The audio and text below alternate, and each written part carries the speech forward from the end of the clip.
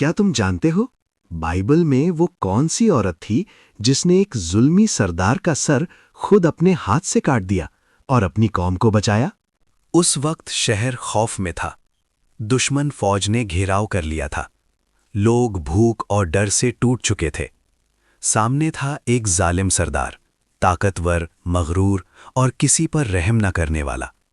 سب مرد خاموش تھے، لیکن ایک عورت نے فیصلہ کیا کہ وہ رکے گی نہیں۔ وہ سج دھج کر دشمن کے کیمپ میں گئی۔ اپنی حکمت اور ہمت سے اس نے سردار کا بھروسہ جیت لیا۔ جب وہ نشے میں بے ہوش سو گیا تو اس نے تلوار اٹھائی اور ایک ہی بار میں اس ظالم کا سر تن سے جدا کر دیا۔ صبح جب دشمن نے اپنے سردار کو دیکھا تو ان کا حوصلہ ٹوٹ گیا اور فوج بھاگ گئی۔ وہ عورت تھی جوڈتھ۔ بائبل ریفرنس، کتاب جوڈتھ 13:6-10۔ سوچو، کبھی کبھی ہمت جسم کی طاقت سے نہیں، ایمان اور فیصلے کی مضبوطی سے آتی ہے۔